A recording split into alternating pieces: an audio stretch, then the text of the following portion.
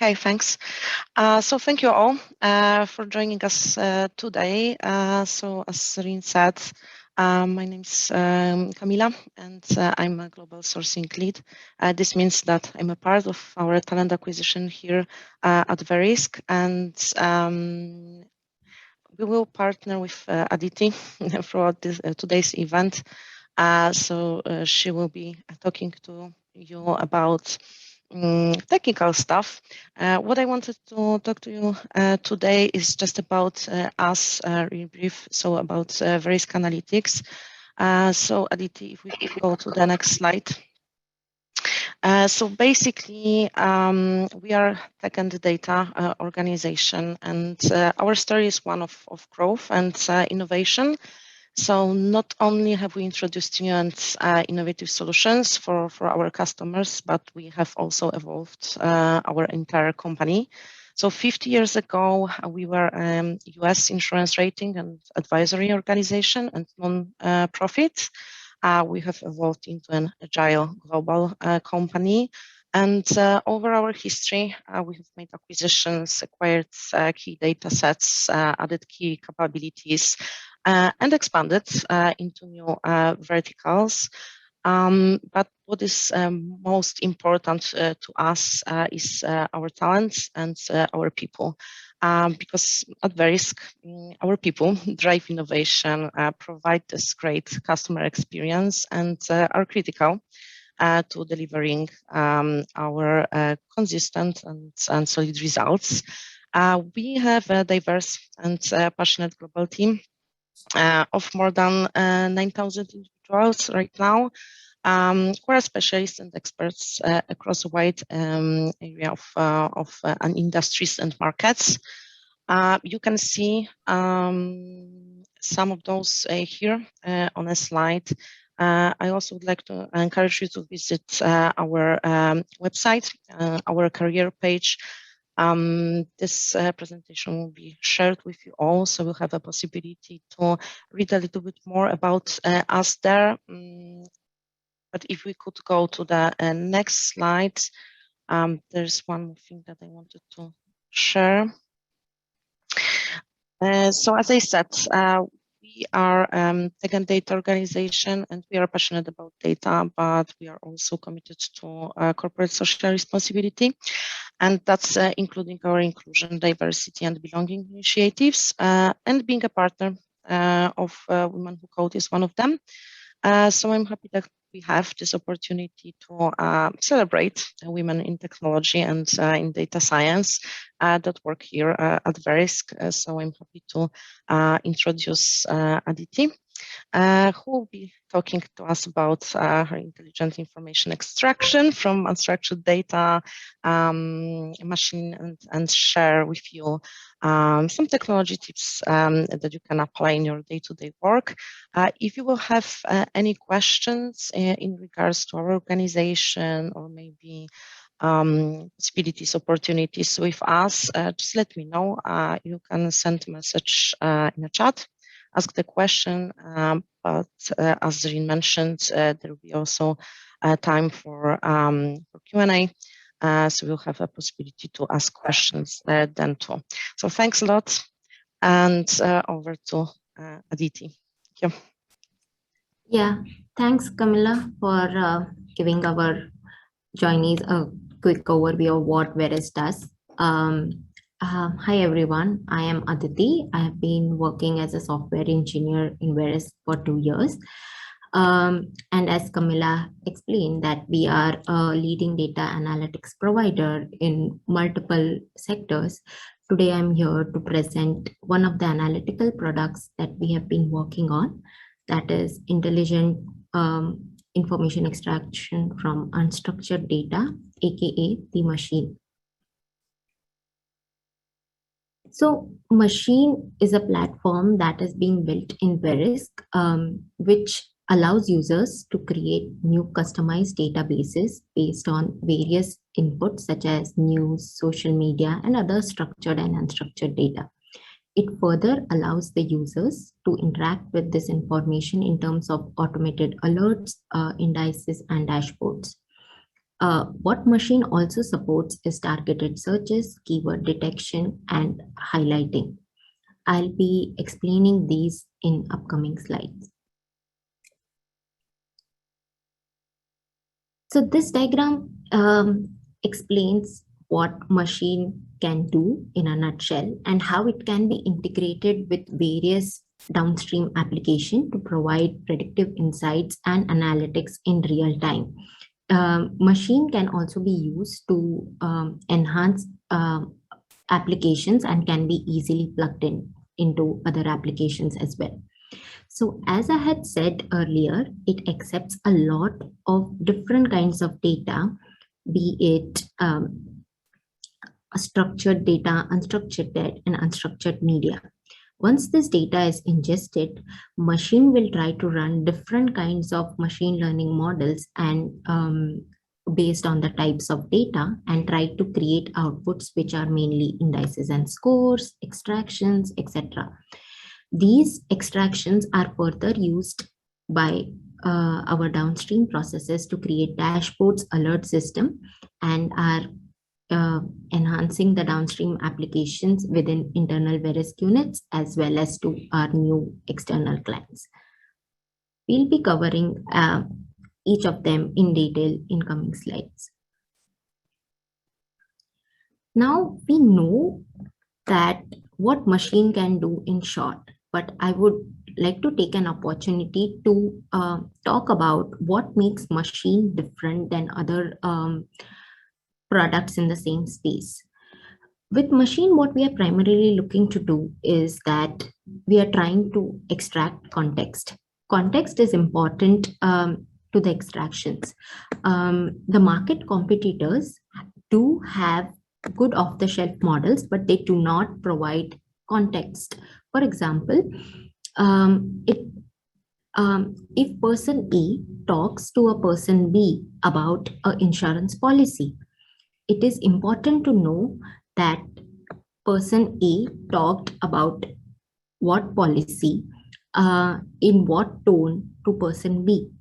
So machine is helping users extract that context.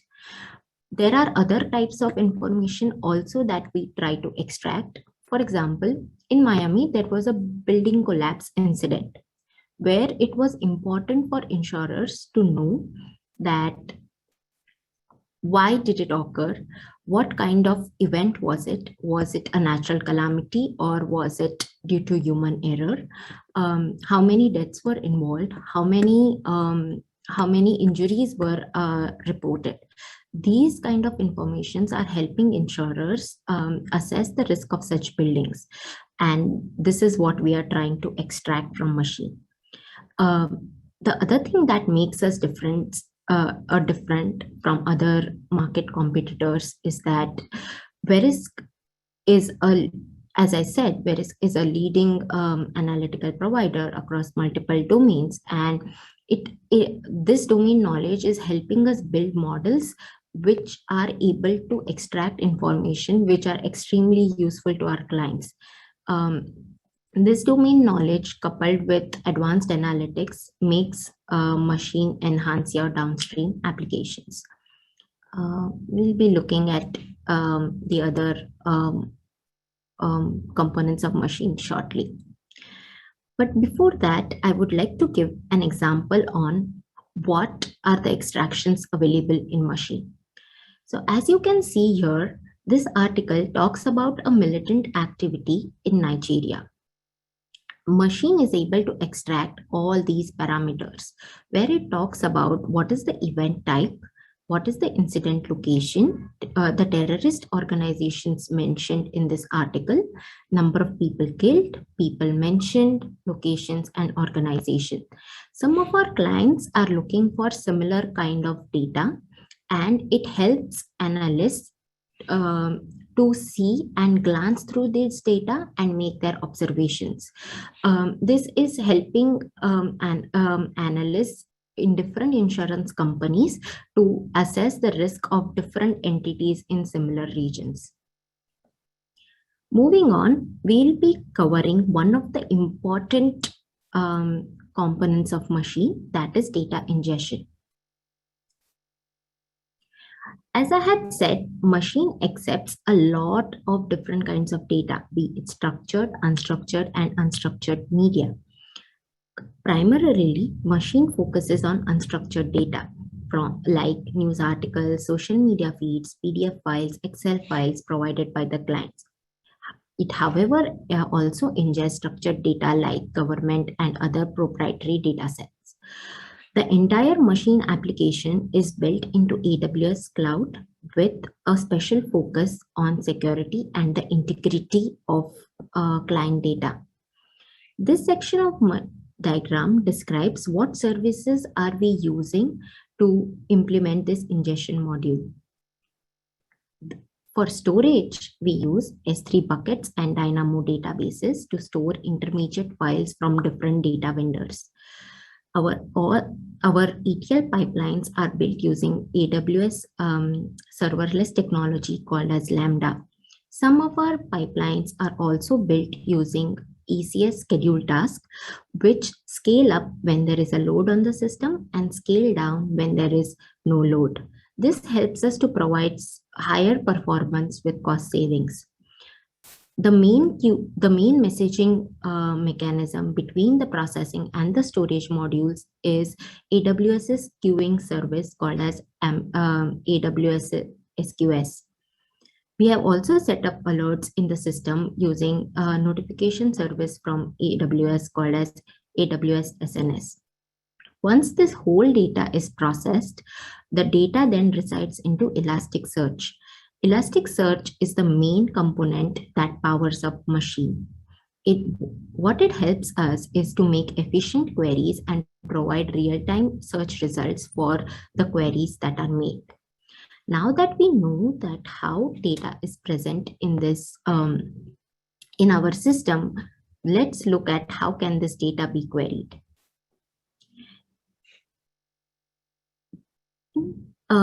So what is a scenario? In this screenshot, what I'm trying to show is how a machine UI looks.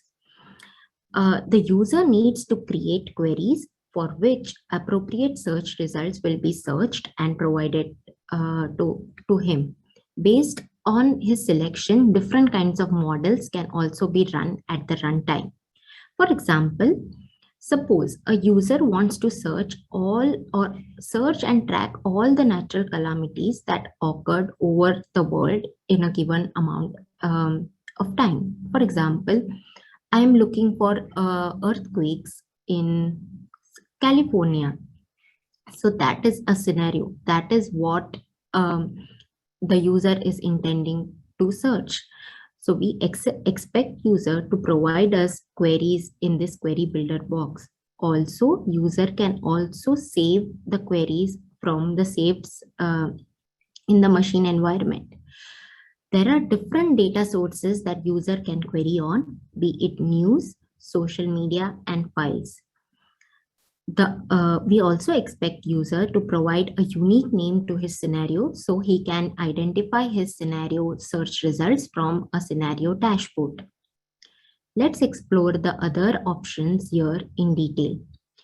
What happens if I click on news filters? A pop-up appears. Here what I'm trying to show is that by default, we search across all countries, all publishers, and all domains. However, user is allowed to restrict his search to a particular country, publisher, and a domain. Furthermore, you can assign a publisher priority to each of these, and the values that a user can set are high, medium, and low. Based on these values, the results are sorted in scenario results screen. To avoid the effort of saving and making these selections again and again for different scenarios, we allow user to save his selections as a set, and this is being auto-populated for users next time when he tries to create a different scenario. Let's explore the other options. What happens if you click on search settings button? a deduplication toggle appears.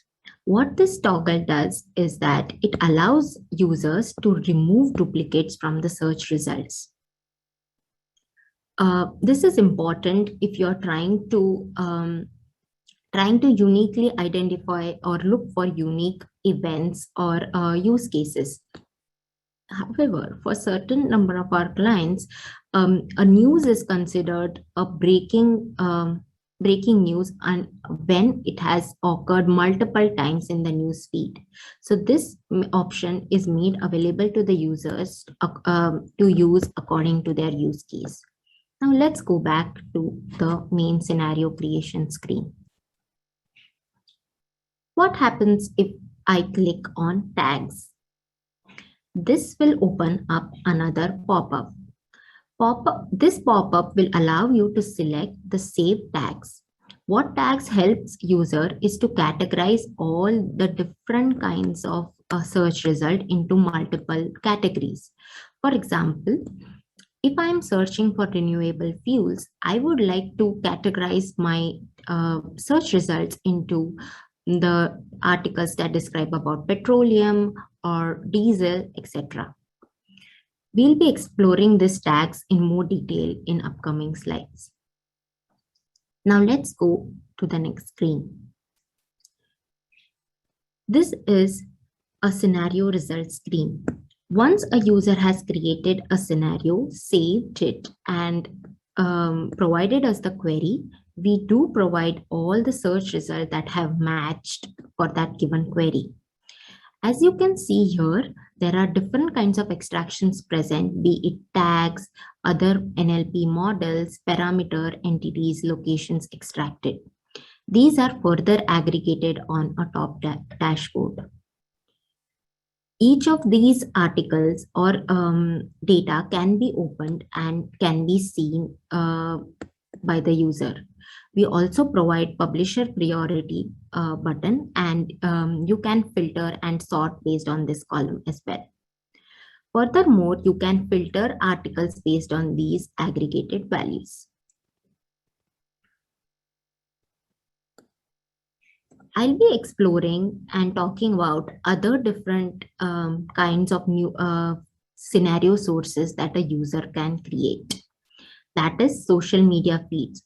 Social media is important to us because it gives you real-time information of an event happening around the world. So in machine, you can select social media as a scenario source. Like news scenarios, you can apply tags to it. You can apply a saved query. You can build queries on the fly in this query builder box.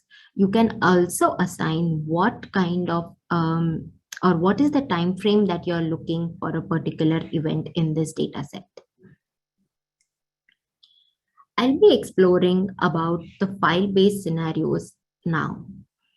So for files, we expect our clients to provide us files. So it is based on bring your own data model, where we expect clients to provide files and a machine to run different models from which they can extract information that they need. But before we go to file scenario creation, we expect users to create what is called as file configs. We expect this from the user to reduce their effort of re-uploading the files to provide different kinds of analysis. Once a file is uploaded and a file config is created, the same file config can be used to create multiple scenarios. That is, you can use the same files to fire multiple queries or extract different kinds of information. In machine, we allow our users to create their own folders and upload their files into it. So what you see on screen is a file scenario pop-up. Firstly, we expect users to select all the folders and the file type in them. Once a user has selected all the file types, we expect him to select different kinds of files for which he wants to ingest and run the search results. Based on the file types, we provide different kinds of modes. Since I have selected Excel in previous tab, I am given insert types as overwrite and append. What this tells me is that overwrite will overwrite any existing file with the same name present in the system, whereas append will append the data to the same file. These options change based on different file types. Furthermore, since we are dealing with Excel here, you can select different kinds of sheet present in the file selected. So a user can select different sheet across different Excels to ingest. Once these file sheets are selected, we provide an opportunity for the user to change the names or remap it to some new column name. Once a user is done with this exercise, he can go and save this config. This config is stored in our backend. So now explore how can you create a scenario using this config.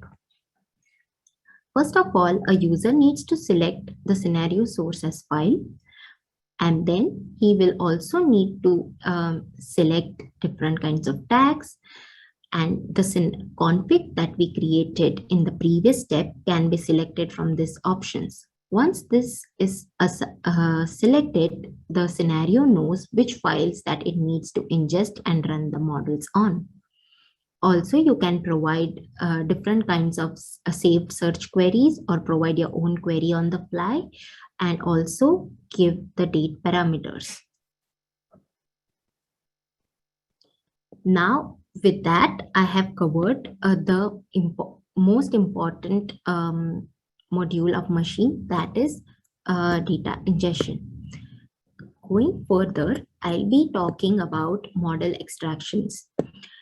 What machine's primary use case is to extract information from the data that we have ingested, and we'll be talking in detail in this about that in this section. As you can see here, this describes how our different models are deployed and run on the data that is ingested from the ingestion pipeline. So once the data is ingested in the ingestion pipeline, what happens is that a message is being sent to an SQS queue. This message triggers an orchestrator lambda. Based on the message type, the orchestrator lambda writes it to an appropriate child queue. These child queues invariantly run or trigger different kinds of child NLP models. These models are further triggering a ECS service, which has actual model deployed in them. The model in these ECS services is trying to access the article that is present in Elasticsearch, run the model on it, and furthermore save its outputs in Dynamo database. This whole process is made scalable using AWS autoscaling technology. It is able to handle loads and can provide and run models in near real time. We'll be covering more about this in detail.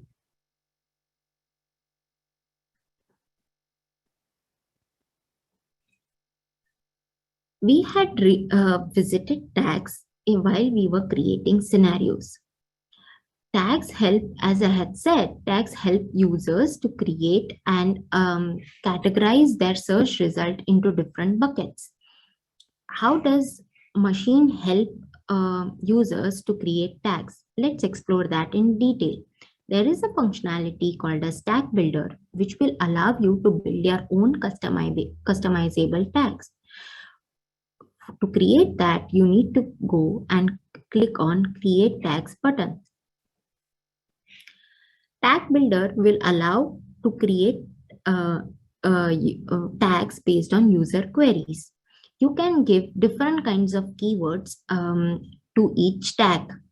We also expect users to give a tag type, a tag name, and the different keywords. Furthermore, there are different kinds of match types, be it exact, exact case, and fuzzy. What each of these types does is that exact will search for the exact word in the text.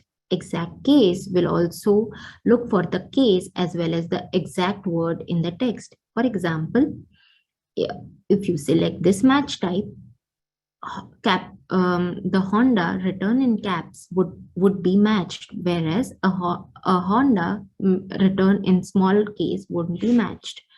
Fuzzy.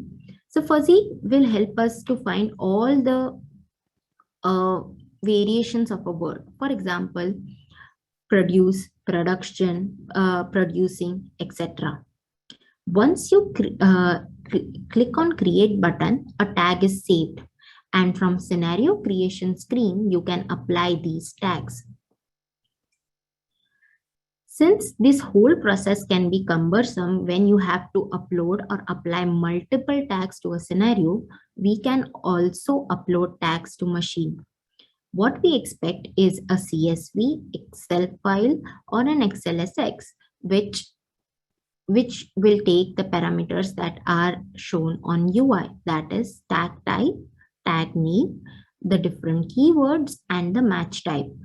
Once a user uploads this screen, the tags are auto-processed and they can be applied to a scenario.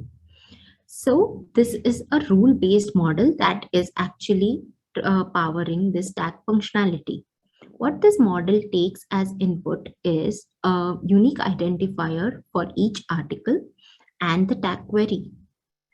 Once it has found a match, it will tell you for what word it found a match, its confidence score, and it can also highlight this tags in machine UI.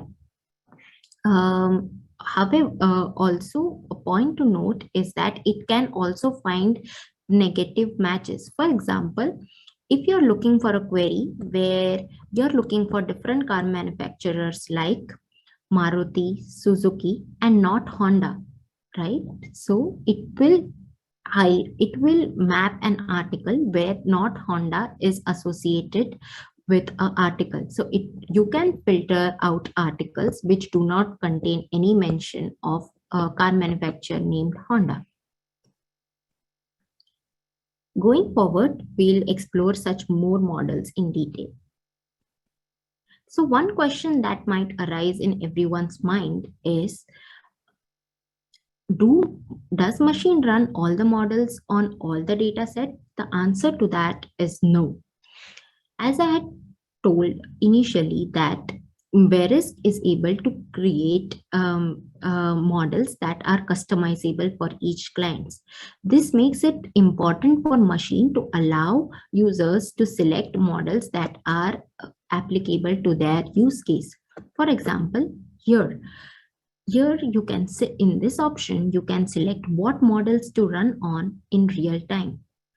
We'll be talking more on Fraudster in the next slide. The Fraudster model is a custom model developed for one of our clients. What we are trying to do is to track and the fraud-based activities at a global level. If you see here, there is an article that talks about fraudulent activities which happened in France. And the right-hand side shows what all extractions was available from the model. The model is able to extract the primary fraudster mentioned in this scenario, its location, its latitude. Furthermore, it is able to classify them into different kinds of fraud based on some business rules set up by our clients.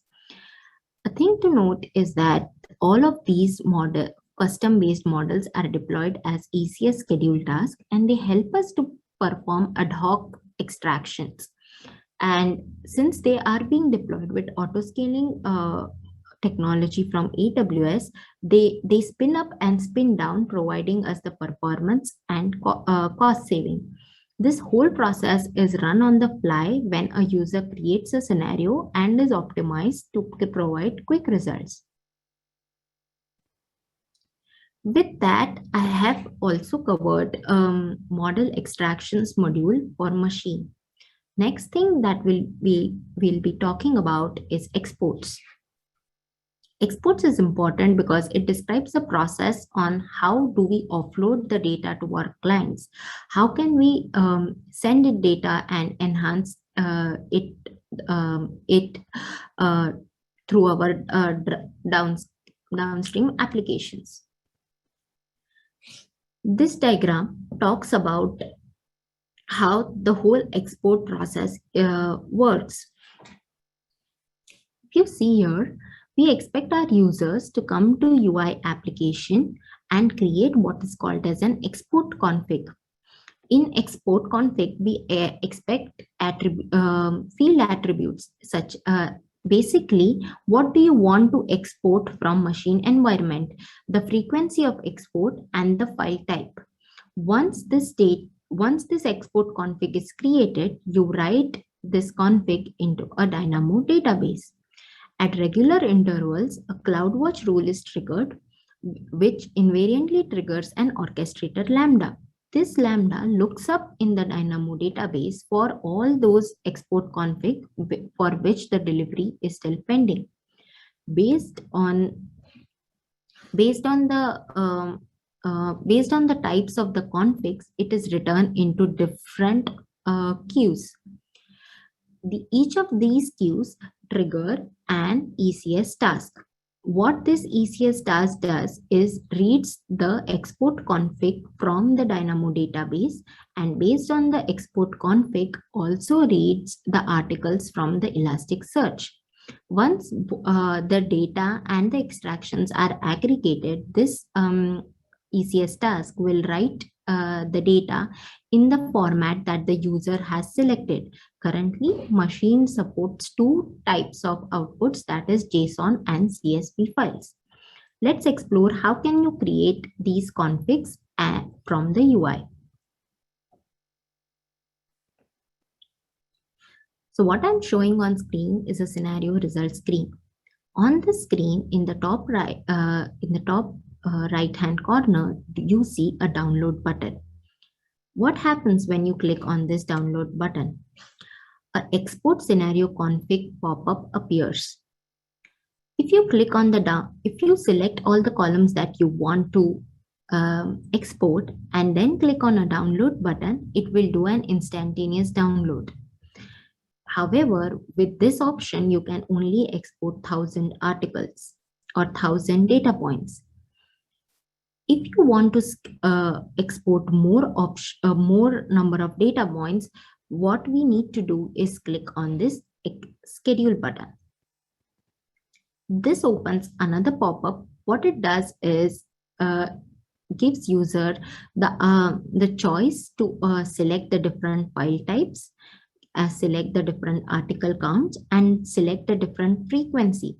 When you set up a frequency, the data and the exports will be auto-generated at those regular intervals. For example, here, right, if I have selected JSON files and I have selected 1,000 articles as my article count. The max number of articles that you can export in one export file is 10,000 articles. Furthermore, you can also, as I had said, you can select different kinds of frequencies. Currently, I had selected hourly frequency. That means that at the top of the next hour, a new export file matching my scenario will be auto-generated. Once you click on submit and once you click on submit, a file is generated as shown. This file is being saved on the user's local desktop. What I'm showing here on screen is one example of the selections that I had made in the previous screen. So as you can see here, you can see the article title, content, URL, the publisher name, number of people extracted from that article, and other such parameters. Users can customize this based on what all fields they need to export. With this, I have completed the three main modules that power up the whole machine, that is data ingestion, model extractions, and export. Let's quickly go over and look at some of the use cases that are currently being powered by machine.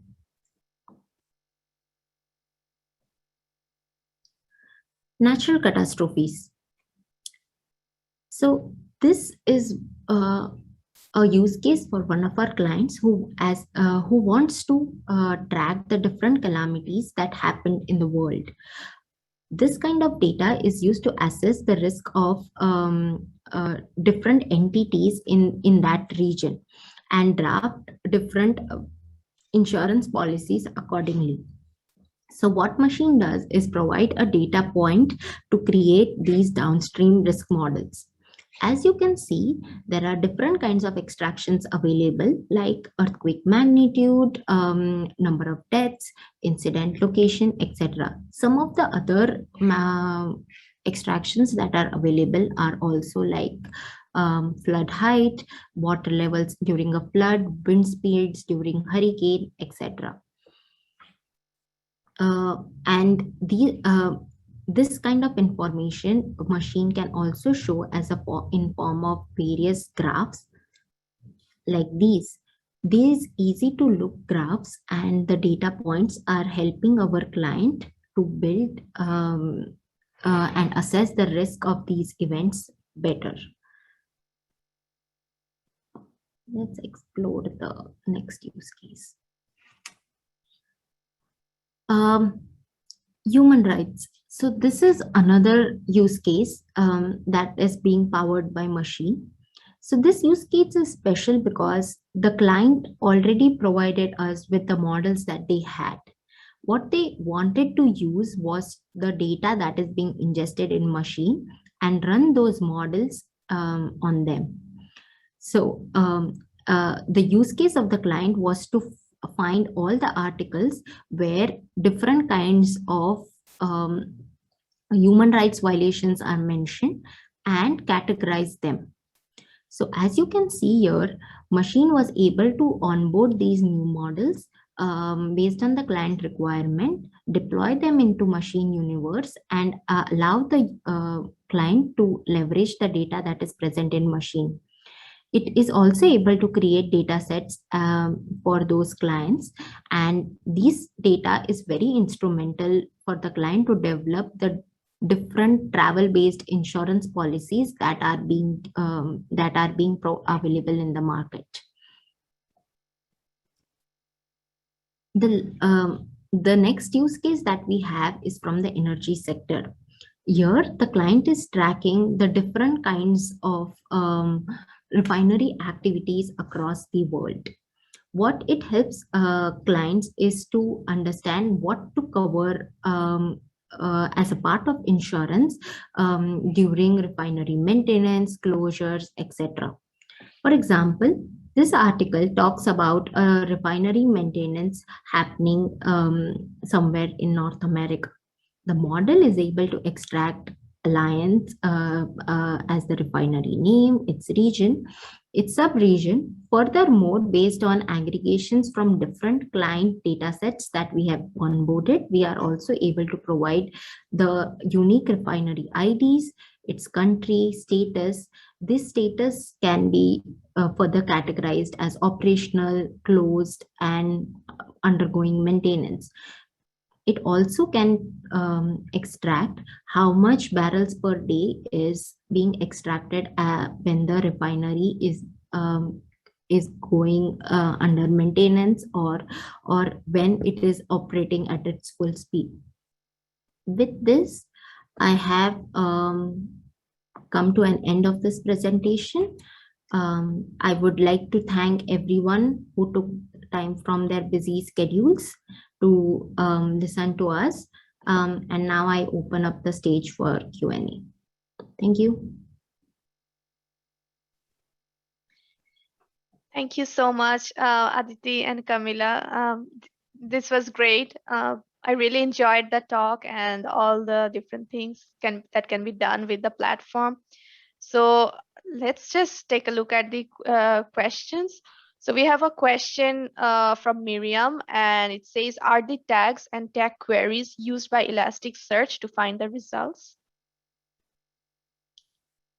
That's a great question, Miriam. Currently, tags and tag queries are not used by Elasticsearch to find the result. It is the other way around. Search queries that is provided by the user is used to search articles from Elasticsearch, and furthermore, the tag queries are applied on top of those articles by a rule-based model to categorize them into different buckets. I hope that answers the question. Great. So please ask your questions in the Q&A box or in the general chat. We have Aditi and Camila, and they will be able to answer your questions. If you have any question about the recruitment or open positions, you can ask them as well. In the meantime, I was also curious. So for the, let's say, Fraudster feature, right? So in this type of features, do you use any out of the shell machine learning algorithms like named entity recognition or something like that? Is it something like that working under the hood? That's a great question, Zareen. Yes and no, and I'll explain why. It is an ensemble of multiple models for different to extract different entities in the Fraudster model that I mentioned. But having said that, we just don't directly use off the shelf. We do train them based on different data sets that are proprietary to Verisk to support our clients. That's great. And I'm also wondering, does it have any free version which people can try, like a trial version of it? Is it available to try? Currently, the answer to that question is no, Zareen. However, I would like to get back to my team and provide details on can that be made available as well to try it for external users. Great.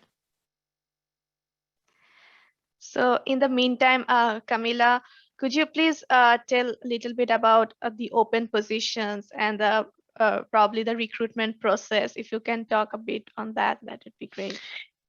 Yes, of course. So we have a lot of positions open globally. As I mentioned, we are headquartered in Jersey City, but we also do have our offices across whole US, so they'll be including like New York, Houston, Boston, Lehigh. We have offices in California. So, you know, there are plenty of people who are also working remotely. So there's the possibility, maybe not for all the positions, because if we have some positions that are very like client facing, we are looking at you know, like hybrid model. And then when it comes to recruitment processes, so usually the first step is sharing your resume with us. And I provided a link that you can use. So I know that you were also a part of this webinar, and your resume will come to through the system, so I can see it and then reach out to you directly. And then there is this conversation with talent acquisition team. So it can be me, can be someone who's working locally, for example, at one of our offices. So usually it's like more an informal conversation, I would say, about the position. Also for you to ask any questions you may have about how the team works, what kind of projects they are working on, what are the possibilities for growth in the role too. And then there will be usually there is a conversation with the manager to whom you will be potentially reporting to, and this is more like get to know each other conversation. And for technical position, data science positions, we also have a technical interview. Usually it is led by one of our team members, usually from the team that you will be potentially joining. So it's also a great opportunity to meet people with whom you'll be working with on a regular basis. Your peers also ask questions about the organization and anything more like technical. We are also using HackerRank. So for some of the positions we have tests built in a platform, we are using that. So yes, it would depend on a position and on a team. But yes, in general, this is how the recruitment process look like, and then we are also providing a feedback at every stage of this interviewing process, and then in the end, so you know if we're progressing to the offer or not. What we are always asking to is also to visit our website on a regular basis, because as I said, we have a lot of positions opened. I think currently across all our offices, we have 34 offices globally. We have 700 or even 800 positions opened. So there's a lot of things happening. We are growing our teams and the whole organization. So I know if you see something that is of your interest, just you can let me know. You can ping me on LinkedIn. I'm there all day. So if you have any additional questions, but as I said, there's a possibility also to apply directly, and then we will schedule a conversation so I can tell you more. So yes, that's how it works. That's great. Thanks for the thorough explanation of the whole procedure. And we have one more question from Ragini, and it says, how many different models are there that have been built for the machine? I would not be able to pinpoint on an exact number here, Ragini, as of now, but I would say somewhere near close to 30 or 40 models have been built to support and extract different entities. And they are mainly based on different kinds of use cases that we have from our different clients internally and externally. They are built based on that. I hope that answers. Great. So do we have any more questions?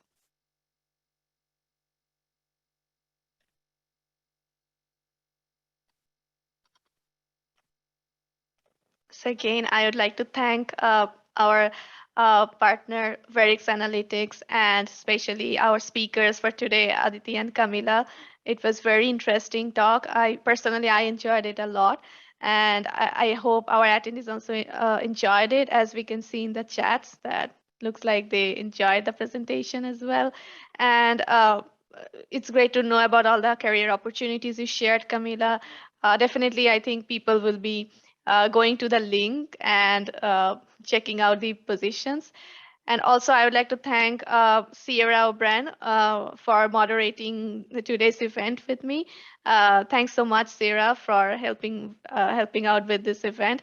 And for the attendees, Sierra is our fellow from the mobile track. So thanks, everyone. And of course, thanks to all the attendees for attending this call. I know in some part of the world, probably the time is a bit early in the morning, but still you took the time to join. So really appreciate. Thanks so much, everyone. And the recording of this event will be uploaded to our YouTube channel. So please keep an eye on there. And I think that's it. So thanks a lot, everyone, for joining, and Zareen for helping us organizing this event. It was great working with you, and yes, have a great day. Yeah. Thank you. Thank you, everyone. Thank you, everyone. Bye. Have a great rest of the day or evening, depending on wherever you are. And thanks so much. Thank you. Bye. See you next time. See you next time, definitely. Bye. Bye-bye. Bye-bye.